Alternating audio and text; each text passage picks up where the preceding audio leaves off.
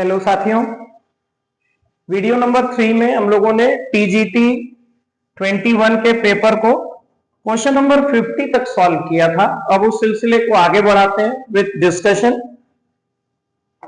देखिए, question number 51 से हमें करना था, ये हम लोगों ने कर लिया था। The receipt issued by the commodity officer, ship के कमोडिटी ऑफिसर द्वारा कौन सी रिसिप्ट इशू की जाती है जब कार्गो शिप पर चढ़ाया जाता है? देखिए, इसका आंसर है मेट्स रिसिप्ट। इसी तरह का एक क्वेश्चन पहले आया था, बिल ऑफ लेडिंग कौन इशू करता है? ये bill of lading issued by shipping company. Mate's receipt is issued by commodity officer. Mate receipt पहले इशू होती है। मेट रिसिप्ट को सरेंडर करने के बाद ही bill of lading shipping company से इशू होता है। मेट्स रिसिप्ट नेगोशिएबल इंस्ट्रूमेंट नहीं है, bill of lading negotiable instrument है। मेट रिसिप्ट आपकी ओनरशिप को शो नहीं करता, बिल ऑफ लेडिंग ओनरशिप को प्रूव करता है। ये दोनों में डिफरेंस है। पहले मेट रिसिप्ट होती है इशू कमोडिटी ऑफिसर द्वारा, इसको जमा करने के बाद शिपिंग कंपनी से बिल ऑफ लेडिंग प्राप्त होता है। Question number 52, verification of the authority and authentication of transaction. किसी भी ट्रांजैक्शन की प्रामाणिकता सत्यापन ये वाउचिंग के थ्रू होता है। हमने आपको पहले भी बताया है, वाउचर इस चीज का प्रमाण होते हैं, प्रूफ होते हैं कि कौन सा ट्रांजैक्शन हुआ है वाकई में, कौन सा नहीं हुआ है। Bills, invoice, counter foils, cash memo, ये सारे वाउचर्स का काम करते हैं। वाउचिंग में ये चेक किया जाता है कि जो ट्रांजैक्शंस हैं वो ऑथेंटिक हैं या नहीं है। ऑडिटिंग का क्वेश्चन है। अब आते हैं difference between subscribed capital and called up capital. Subscribed capital अभिदत्त पूंजी, सब्सक्राइब कैपिटल में से जितना कंपनी ने अभी तक मांगा है, मान लेते हैं सब्सक्राइब कैपिटल है 10,000 into shares of ₹10, 1 lakh rupees, जिसमें 10,000 शेयर पे प्रति शेयर अभी कंपनी ने सिर्फ ₹8 ही कॉल किए हैं, तो 80,000 कॉल किया है। 20,000 जो नहीं कॉल किया है, ये है अनकॉल्ड कैपिटल। अनकॉल्ड मतलब वो हिस्सा जो कंपनी ने अभी कॉल नहीं किया, लेकिन कंपनी उसको भविष्य में कभी भी जरूरत के मुताबिक कॉल कर सकती है। इसका आंसर है uncalled capital. Measure of variation of items, देखिए मीजर्स ऑफ डिस्पर्सन ही वेरिएशन बताते हैं। मीजर ऑफ डिस्पर्सन में रेंज होता है, स्टैंडर्ड डेविएशन होता है, मीन डेविएशन भी होता है, और भी कुछ इसमें वैल्यूज पढ़ते हैं जो हम आपको बताएंगे। फिलहाल समझते हैं वेरिएशन क्या है। एक एग्जांपल लेते हैं। किसी स्टूडेंट ने 4 सब्जेक्ट में 10 मार्क्स अचीव किए, उसका 40 मार्क्स आया, एवरेज मार्क्स ऑब्वियसली 10 होगा। दूसरे स्टूडेंट ने 12, 8, 15 और 5, इसने भी 40 अचीव किया, इनका भी एवरेज आएगा 10। इनकी जितनी भी वैल्यूज हैं वो एवरेज के बहुत करीब हैं या बिल्कुल एवरेज पर ही है, तो इनका डिस्पर्सन 0 आएगा, बहुत कम। और इनकी जो एक्चुअल वैल्यूज हैं वो एवरेज से काफी दूर हैं, तो इनका डिस्पर्सन ज्यादा आएगा। ये डिस्पर्सन का मतलब है। स्टैंडर्ड डेविएशन, मीन डेविएशन, ये सारे के सारे मीजर्स वेरिएशन को नापने का तरीका है, मीजर्स ऑफ डिस्पर्सन में पढ़ा जाता है। नेक्स्ट क्वेश्चन है, पार्टनरशिप का जन्म कैसे होता है? पार्टनरशिप कैसे बनती है? आप सभी ने पढ़ा होगा। पार्टनरशिप के लिए आपस में एग्रीमेंट जरूरी है, किसी लॉ से नहीं होता, सक्सेशन नहीं होता, कोई रिलेशन की इसमें आवश्यकता नहीं है। पार्टनरशिप एग्रीमेंट होता है। एग्रीमेंट रिटन हो सकता है, एग्रीमेंट ओरल हो सकता है, या इंप्लाइड हो सकता है। इंप्लाइड मतलब जो आपके एक्टिविटीज से, बिहेवियर से अंडरस्टूड हो, ना ओरल ना रिटन, जो अंडरस्टूड हो वो इंप्लाइड होता है। एग्रीमेंट रिटन भी हो सकता है, ओरल भी हो सकता है, किसी भी तरीके से, तो इसका आंसर है एग्रीमेंट। इसके बाद है एक सिंपल सा क्वेश्चन कि कैपिटल प्रॉफिट ऑन डिसॉल्यूशन, देखिए क्या लिखा है, एब्सेंस ऑफ कॉन्ट्रैक्ट। अगर एब्सेंस ऑफ कॉन्ट्रैक्ट है, कैपिटल प्रॉफिट हो, रेवेन्यू प्रॉफिट हो, डिसॉल्यूशन के समय हो, चाहे फर्म चलती समय हो, वो इक्वल रेशियो में डिस्ट्रीब्यूट होगा।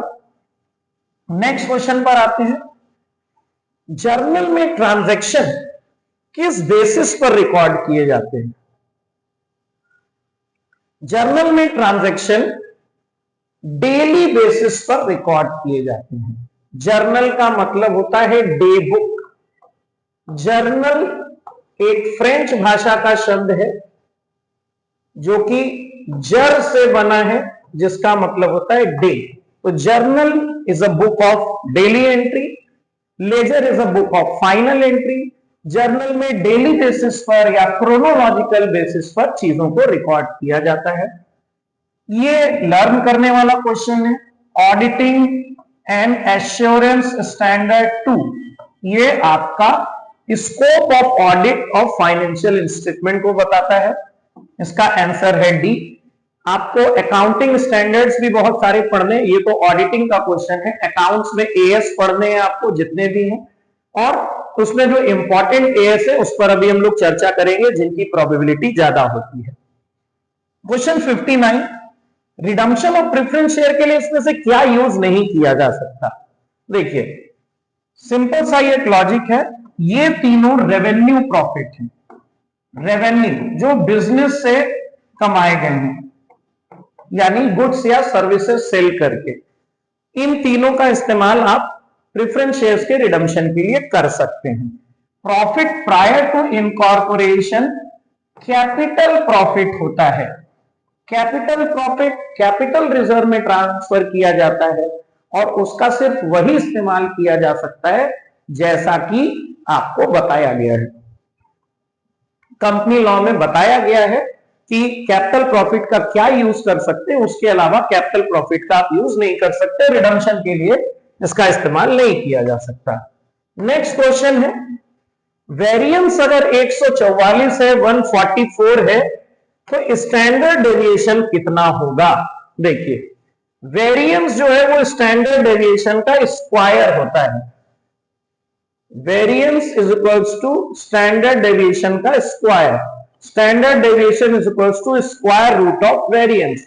Square root of 144 is equals to 12, तो सिंपली स्टैंडर्ड डेविएशन 12 होगा।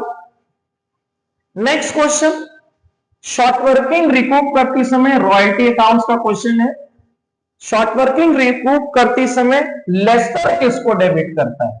शॉर्ट वर्किंग रिकूप करता है लेसी। लेसर क्या डेबिट करेगा? देखिए मिनिमम रेंट अकाउंट तो लेसर के यहां बनता ही नहीं है। प्रॉफिट एंड लॉस अकाउंट में जो भी एंट्री होती है वो साल के अंत में होती है, तो दो तो बिल्कुल नहीं हो सकता। रॉयल्टी रिजर्व अकाउंट एक नॉमिनल अकाउंट है। जब लेसी शॉर्ट वर्किंग को रिकूप करेगा तो लेसर के लिए वो लॉस है, इसीलिए वो रॉयल्टी रिजर्व अकाउंट को डेबिट करेगा। इसका करेक्ट आंसर है सी। अभी रॉयल्टी चैप्टर की मैं थ्योरी क्लासेस लूंगा, उनके उसमें हम लोग इसके बारे में और डिटेल में आगे जानेंगे। नेक्स्ट क्वेश्चन है, ऑडिटिंग बिगिंस वेयर। ये भी सिंपल क्वेश्चन है।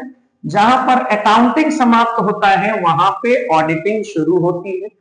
जहां बुक कीपिंग समाप्त होता है वहां पर अकाउंटिंग शुरू होती है। Where book keeping ends accounting starts, where accounting ends auditing starts. तो इसका आंसर है अकाउंटिंग।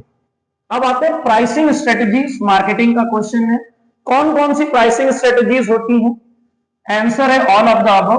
प्राइस फिक्सिंग, प्राइस का निर्धारण करना, सिंपल सी चीज है, प्राइसिंग स्ट्रेटजीज का एक हिस्सा होंगी। प्रीडेटरी प्राइसिंग होती है लेस देन कॉस्ट प्राइस। कंपनियां ऐसा इसलिए करती हैं कि कंपटीटर जो है वो मार्केट से हट जाए। कॉस्ट प्राइस से भी कम पर बेचना आमतौर पे प्रीडेटरी प्राइसिंग में आता है। डिसेप्टिव प्राइसिंग यानी भ्रामक मूल्यांकन, जैसे कि किसी चीज का एमआरपी होना चाहिए रियल में 2000, हमने उस पर दाम रखा है 3000 और हमने इस पर 25% का डिस्काउंट अनाउंस कर दिया। तो रियल वैल्यू से बहुत ज्यादा बढ़ा करके और डिस्काउंट अनाउंस करना, ये एक एग्जाम्पल है डिसेप्टिव प्राइसिंग का, भ्रम फैलाने के लिए भ्रामक प्राइसिंग। इसके बाद है माल्थस के मुताबिक पॉपुलेशन कैसे ग्रो करती है? माल्थस का पूरा नाम था रॉबर्ट थॉमस माल्थस। ये अपनी पॉपुलेशन थ्योरी के लिए जाने जाते हैं। माल्थस ने यह बताया था कि पॉपुलेशन ज्योमेट्रिक प्रोग्रेशन में बढ़ती है, 1 से 2, 2 से 4, 4 से 8 और इस तरह से बढ़ती है, जबकि रिसोर्सेस जो है वो अरिथमेटिक प्रोग्रेशन में बढ़ते हैं। इसीलिए एक समय के बाद रिसोर्सेस की कमी हो जाती है। माल्थस के मुताबिक लगभग हर 25 साल में पॉपुलेशन अपने आप को डबल कर लेती है, तो इसका आंसर है ज्योमेट्रिकली। अब आते हैं नेक्स्ट क्वेश्चन पर। एक कंपनी ने एसेट खरीदा और 5 लाख में से 1 लाख रुपए का पेमेंट कर दिया और 4 लाख रुपए का बिल एक्सेप्ट करके दे दिया। देखिए 5 लाख की हमने एसेट खरीदी, 5 लाख एसेट बढ़ी, 1 लाख का हमने कैश पेमेंट कर दिया। ओवरऑल मिला के हमारी एसेट बढ़ी 4 लाख और हमने उस 4 लाख के बदले बिल्स पेबल दे दिया, तो 4 लाख हमारी लायबिलिटी भी इंक्रीज हो गई। Increase in assets by 4 lakh and liability by 4 lakh, इसका आंसर होगा ए ऑप्शन। एसेट भी 4 लाख बढ़ेगा, लायबिलिटीज भी 4 लाख से बढ़ेगा। नेक्स्ट क्वेश्चन पे आते हैं।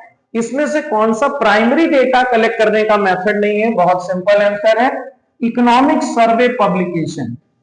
प्राइमरी डाटा खुद से कलेक्ट किए जाते हैं, आप अपने सोर्सेस से कलेक्ट करते हैं। जो भी चीजें प्रिंटेड हैं, पब्लिश्ड हैं, न्यूज़पेपर में है, मैगजीन्स में है, इंटरनेट पर उपलब्ध हैं, वो सब सेकेंडरी डेटा में आती है। इसका आंसर होगा इकोनॉमिक सर्वे पब्लिकेशन। चलिए आगे बढ़ते हैं क्वेश्चन नंबर 67 पर। 5,000 रुपए का फ्री सैंपल डिस्ट्रीब्यूट किया, ऑब्वियसली वो ट्रेडिंग अकाउंट में परचेज में से माइनस करके दिखाया जाएगा और पीएल अकाउंट में as an advertisement expense debit किया जाएगा, क्योंकि फ्री सैंपल जो है वो एडवर्टाइजमेंट एक्सपेंस माना जाता है। तो ऑब्वियसली इसका आंसर होगा trading and profit and loss account. Next question पर आते हैं 68। मोटिवेशन जो कि फियर पर बेस्ड है, भय पर आधारित, दबाव पर, वो होता है निगेटिव मोटिवेशन। एक होता है पॉजिटिव मोटिवेशन, जब कर्मचारियों को प्रोत्साहित किया जाता है कि वो अच्छा काम करेगा, इनाम मिलेगा, सैलरी बढ़ सकती है, बोनस मिल सकता है, प्रमोशन हो सकता है, उसको पॉजिटिव मोटिवेशन बोलते हैं। निगेटिव मोटिवेशन जहां पर डर के मोटिवेट करने की कोशिश की जाती है, डरा करके कि अगर आपने काम ठीक से नहीं किया तो आपका डिमोशन हो सकता है, आपकी सैलरी काटी जा सकती है, जॉब से निकाला जा सकता है, तो दिस इज निगेटिव मोटिवेशन। अब आते हैं जर्नल में ट्रांजैक्शन किस आधार पर लिखे जाते हैं? अभी आपने पढ़ा भी था, जर्नल में ट्रांजैक्शन क्रोनोलॉजिकल बेसिस, यानी कि काल के अनुसार, समय के अनुसार, डेट के अनुसार लिखा जाता है। जैसे जैसे ट्रांजैक्शन होते जाते हैं डेट के वाइज इसको लिखा जाता है। नेक्स्ट है क्वेश्चन नंबर 70। इसमें से कौन सा रिजर्व बैंक का फंक्शन नहीं है? ऑब्वियसली करेंसी नोट इशू करना रिजर्व बैंक का फंक्शन है, controller of credit reserve bank का फंक्शन है, foreign exchange management reserve bank का फंक्शन है, बैंकर्स बैंक रिजर्व बैंक का फंक्शन है, गवर्नमेंट बैंक रिजर्व बैंक का, bankers to the government reserve bank का फंक्शन है। पब्लिक से किसी तरीके की डायरेक्ट डीलिंग आरबीआई नहीं करता है। पब्लिक से डीलिंग कॉमर्शियल बैंक्स करते हैं या और बैंक्स करते हैं, बट रिजर्व बैंक पब्लिक से किसी तरह का डिपॉजिट ना एक्सेप्ट करता है, ना उनको किसी तरह का डायरेक्ट लोन प्रोवाइड करता है। तो ये हम लोगों ने क्वेश्चन नंबर 70 तक कंप्लीट किया। अब हम आगे बढ़ते हैं क्वेश्चन नंबर 71 पर। नेक्स्ट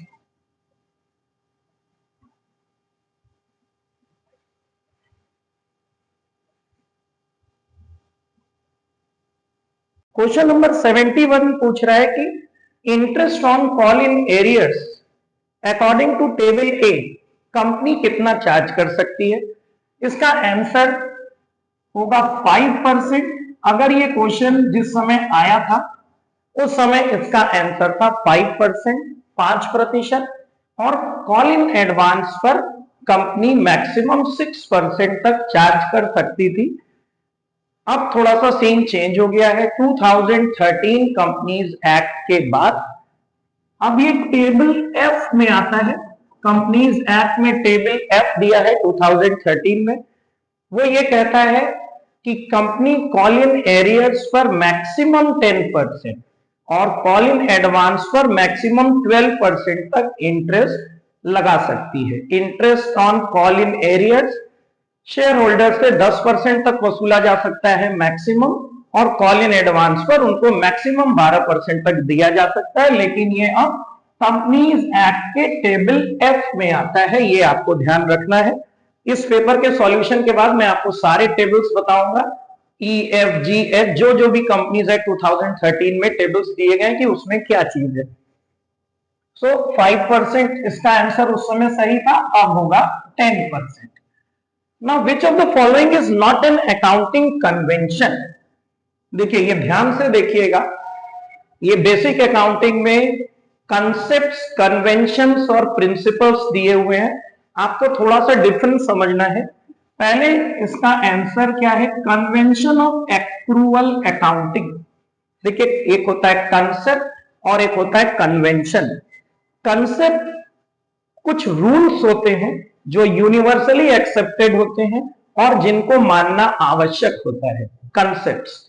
जैसे कि going concern concept, accrual concept, money measurement concept, dual aspect, ये सारे कंसेप्ट्स हैं जो बेसिक रूल्स हैं, फंडामेंटल रूल्स हैं अकाउंटिंग के, जो यूनिवर्सल है और वर्ल्ड वाइड इसको मानना जरूरी है। कन्वेंशंस वो चीजें होती हैं जो समय के साथ अकाउंटिंग को रिकॉर्ड करने में इंक्लूड कर ली गई हैं परंपरागत तरीके से। Accrual accounting is a basic concept, it is not a convention. Accrual concept पे ही सारा डबल एंट्री सिस्टम बेस्ड है। एक्रूअल कॉन्सेप्ट ये बताता है कि आपके इस साल के एक्सपेंसेस इसी साल में लिखे जाएंगे, वेदर यू हैव पेड और नॉट, और इस साल की इनकम इसी साल के पीएल में लिखी जाएगी, चाहे मनी आपको रिसीव हुआ है या नहीं हुआ है। इन पे अभी हम एक थ्योरी आपको बहुत डिटेल में बताएंगे, सारे कंसेप्ट्स, कन्वेंशंस के बारे में। तो accrual accounting is a concept, not a convention. Full disclosure एक कन्वेंशन है जिसके अंतर्गत हम कंटिंजेंट लायबिलिटी तक को शो करते हैं। कंजर्वेटिज्म ये बताता है कि आने वाले एंटिसिपेटेड जो लॉसेस हैं उनके लिए पहले से आप प्रोविजन बना के रखिए, और अगर कोई प्रॉफिट होने वाला है तो जब तक वो हो नहीं जाता हम उसको रिकॉर्ड नहीं करेंगे। कंसिस्टेंसी ये बताता है कि ईयर टू ईयर हमें अपने अकाउंटिंग पॉलिसीज और रूल्स बदलना नहीं है। जैसे अगर हम कोई एक मेथड यूज कर रहे हैं डेप्रिसिएशन का, तो एक साल के बाद दूसरे साल बेवजह उसको बदलने की जरूरत नहीं है। इन सब पे हम एक चैप्टर आपका पूरा लेंगे। तो इसका आंसर है एक्रूअल कॉन्सेप्ट। नेक्स्ट है 73, इसमें से कौन सा फॉर्मूला सही है? क्वेश्चन आपके सामने देखिए, यहां पर एक एग्जांपल लिखा है, ऑब्वियसली आंसर ये सही है। Bad debt add new bad debt add new provision less old provision, ये आपके सामने एक एग्जांपल है। बैलेंस शीट के अंदर 10,000 डेटर लिखा है, सॉरी ट्रायल बैलेंस के अंदर, और बैड डेट है 500, फर्दर बैड डेट या न्यू बैड डेट है 1000, नया प्रोविजन बनाना है 5% डेटर का, ओल्ड प्रोविजन है 200। देखिए कैसे लिखना है, बैड डेट, ये जो बैड डेट दिया है, ऐड न्यू बैड डेट जिसको फर्दर बैड डेट भी बोलते हैं, ये आप ऐड करेंगे। फिर न्यू प्रोविजन डेटर का 5%। अब आप कहेंगे डेटर 10,000 है, 10,000 में पहले आप न्यू बैड डेट माइनस करते हैं, जो डेटर बचता है 9,000 बचा, उसका 5% आप न्यू प्रोविजन लगाएंगे, उसके बाद ओल्ड प्रोविजन लेस करेंगे, ये अमाउंट आपका पीएल के डेबिट साइड में आएगा। और अब बात आती है कि बैलेंस शीट में आप डेटर कितना लिखेंगे। बैलेंस शीट में आप डेटर लिखेंगे 10,000 में से न्यू प्रोविजन माइनस करेंगे और जो न्यू बैड डेट है ये भी माइनस करेंगे, 450 और माइनस करेंगे, 8550 डेटर्स आप फाइनल बैलेंस शीट में लिखेंगे। न्यू प्रोविजन भी माइनस करेंगे और न्यू बैड डेट भी माइनस करेंगे। So this will be the correct answer, bad debt plus new bad date plus new provision less old provision. अब बढ़ते हैं नए क्वेश्चन पर, आगे आते हैं। अगला क्वेश्चन है, after admission of a new partner, नए पार्टनर के एडमिशन के बाद पार्टनर की कैपिटल किस रेशियो में होनी चाहिए? देखिए सिंपल आंसर है म्यूचुअली एग्रीड रेशियो। कोई कंपल्शन नहीं है कि पार्टनर्स के आने के बाद उनका प्रॉफिट शेयरिंग रेशियो में ही उनकी कैपिटल हो, ऐसा कोई भी कंपल्शन नहीं है। जो भी पार्टनर चाहेंगे वही होगा, एग्रीड रेशियो। अगर वो कहते हैं कि न्यू रेशियो में होगा तो न्यू रेशियो में होगा, अगर वो कहते हैं कि ओल्ड में या इक्वल में होगा तो जैसा वो डिसाइड करेंगे उस हिसाब से होगा, म्यूचुअली एग्रीड रेशियो। कोई कंपल्शन नहीं है कि नए रेशियो में ही होगा। अगले क्वेश्चन पे बढ़ते हैं। Losses are anticipated and profits are not accounted. अभी हमने आपको बताया था, कंजर्वेटिव्स ये बताता है कि अगर लॉसेस होने वाले हैं तो उसको एंटिसिपेट करिए, उसके लिए प्रोविजंस बनाइए, लेकिन प्रॉफिट जब तक नहीं हो जाता उसके लिए हम कोई भी रिकॉर्डिंग नहीं करेंगे। कंसिस्टेंसी अभी मैंने बताया, ईयर टू ईयर आपको अपने रूल्स और पॉलिसी बदलना नहीं है। फुल डिस्क्लोजर ये बताता है कि ज्यादातर छोटी से छोटी चीजें आपको डिस्क्लोज करनी चाहिए ताकि बैलेंस शीट और profit loss through free and fair view आपका शो करे। इसका आंसर है कंजर्वेटिव। नेक्स्ट है, which of the following is not a formula of standard deviation. अभी स्टैटिस्टिक्स का पेपर में आपका पढ़ाऊंगा, स्टैटिस्टिक्स में सारे चैप्टर्स कवर करूंगा। इसका आंसर है बी। देखिए ये सबसे कॉमन फॉर्मूला है स्टैंडर्ड डेविएशन का, और आप अगर ध्यान से एनालाइज करेंगे ये दोनों फॉर्मूले सेम है, इन दोनों में कोई अंतर नहीं है, इसको लिखने का तरीका सिर्फ अलग है। This is not the formula for calculation of standard deviation, ये स्टैंडर्ड डेविएशन का फॉर्मूला नहीं है। अब आते हैं, विच ऑफ द फॉलोइंग है कॉन्ट्रा एंट्रीज।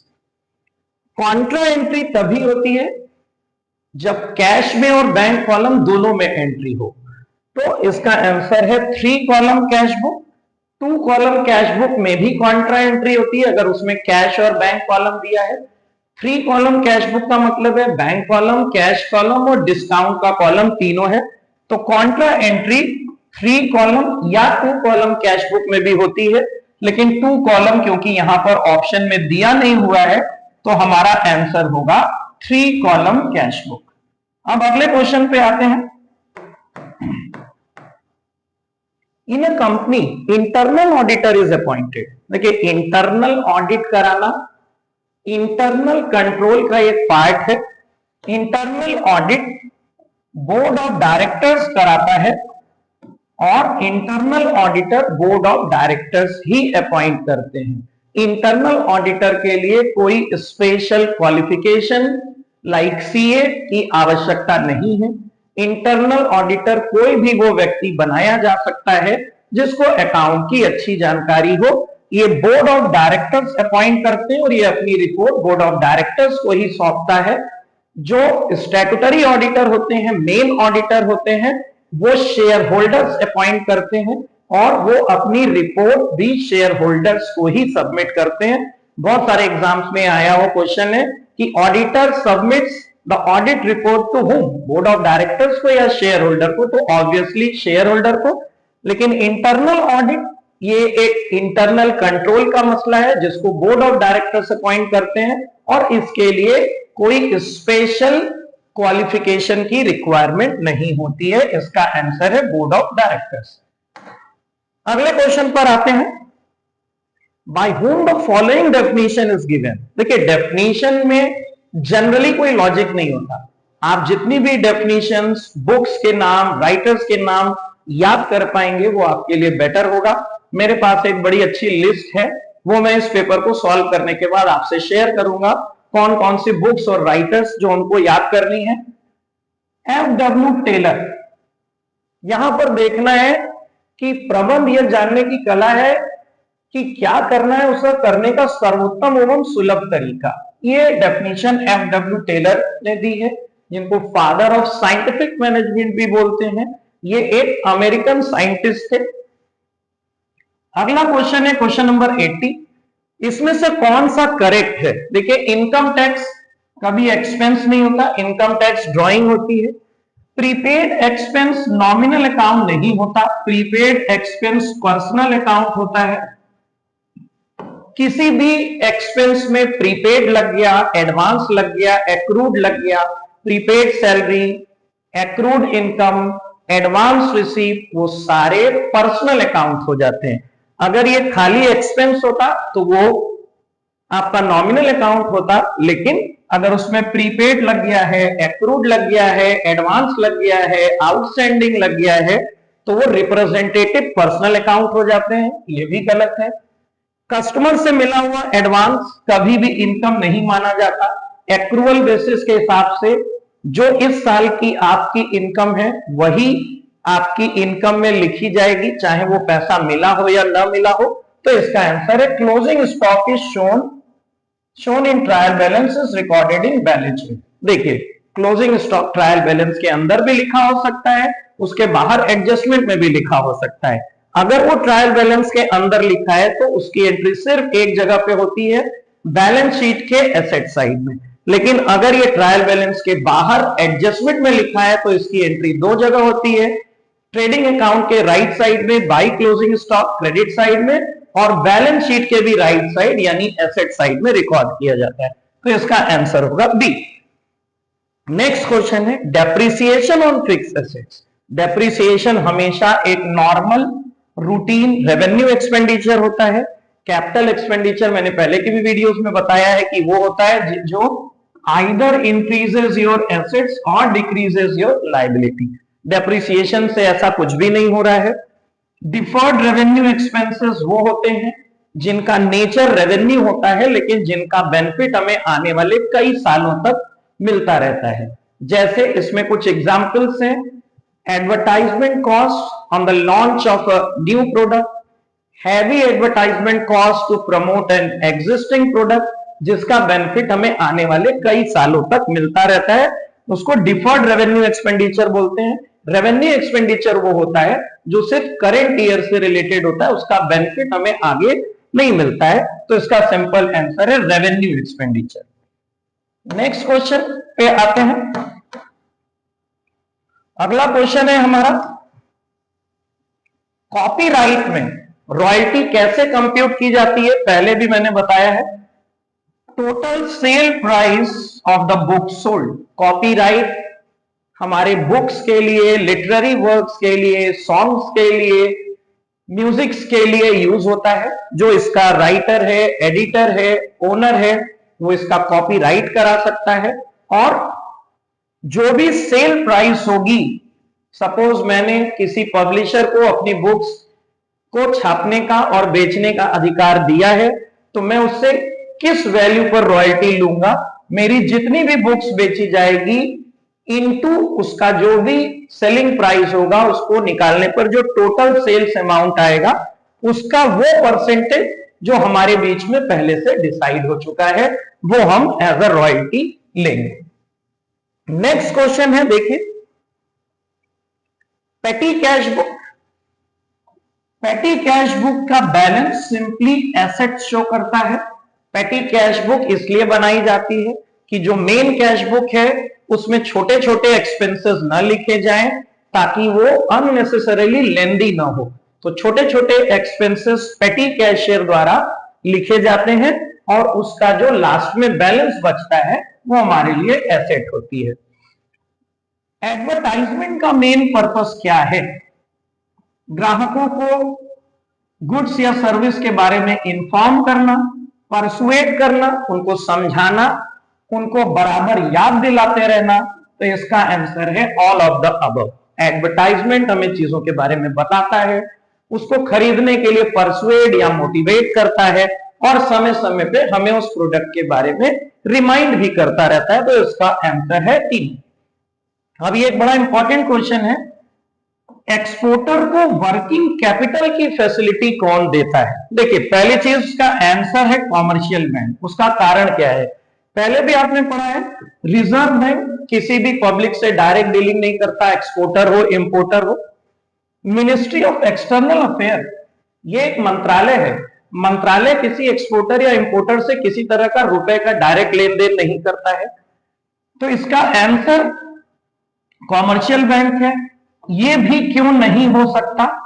ईसीजीसी, देखिए export credit and guarantee corporation 1964 में बना था। इस क्वेश्चन को भी आप नोट कर लीजिए। इसका पहले नाम था ERIC, export risk insurance corporation, जो 1957 में बना था। 1964 में इसका नाम बदल के export credit and guarantee corporation रख दिया गया। इसका मेन काम है एक्सपोर्टर्स को गारंटी प्रोवाइड करना कि उनको जो पेमेंट है इंपोर्टर से वो मिल जाए, उसकी गारंटी प्रोवाइड करना। जो कॉमर्शियल बैंक एक्सपोर्टर्स को कैपिटल प्रोवाइड करते हैं उन कॉमर्शियल बैंक को गारंटी देना। तो आप एक तरीके से कह सकते हैं ये एक गारंटी देने वाली बॉडी है।